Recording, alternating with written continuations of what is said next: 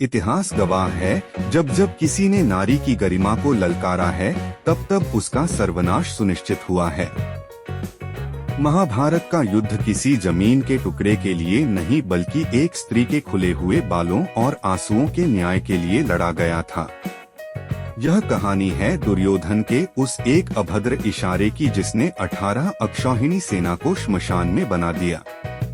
यह कहानी साबित करती है कि कर्म का बही खाता कभी बंद नहीं होता। प्रसंग हस्तिनापुर की द्यूत सभा का है। पांडव जून में अपना सब कुछ हार चुके थे। महारानी द्रौपदी को बालों से घसीटकर भरी सभा में लाया गया। वह न्याय की भीख मांग रही थी, लेकिन भीष्म, द्रोण और विदुर जैसे ज्ञानी मौन थे। सत्ता के नशे में चूर दुर्योधन ने उस दिन मर्यादा की सारी सीमाएं लांघी।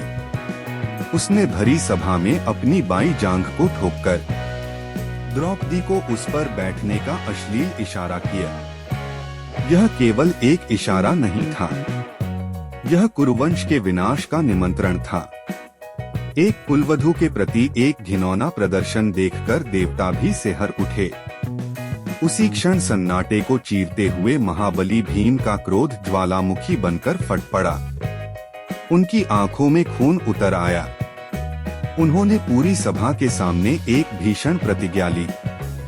हे दुर्योधन, जिस जंगा को ठोककर तूने आज एक अबला स्त्री का अपमान किया है, मैं शपथ लेता हूँ कि युद्ध इस महायुद्ध में अपनी गदा से उस जंगा को तोड़कर ही दम लूंगा।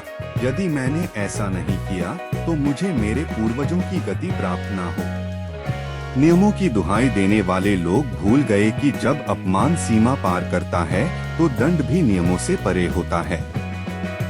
13 वर्षों तक भीम उस अपमान की आग में जलते रहे। वनवास की हर रात उन्हें वह जांघ और वह हंसी याद आती रही। अंततः कुरुक्षेत्र के युद्ध का 18वां और अंतिम दिन आया। गदा युद्ध में दुर्योधन भीम पर भारी पड़ रहा था। दुर्योधन का शरीर गंधारी की दृष्टि से वज्र हो चुका था। उसे तोड़ा नहीं जा सकता था सिवाय उसकी जांघ के। पांडव हताश हो रहे थे, तभी श्री कृष्ण ने भीम को उनकी प्रतिज्ञा याद दिलाई।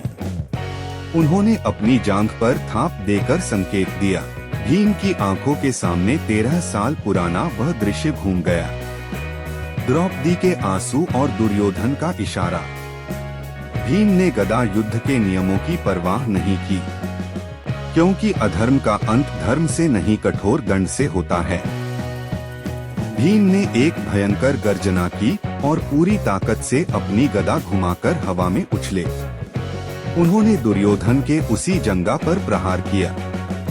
कड़क की आवाज के साथ जांघ की हड्डी चकनाचूर हो गई। वह अभिमानी दुर्योधन, जो खुद को अजेय समझता था, धूल में रेंगने लगा और तड़प कर मृत्यु को प्राप्त हुआ।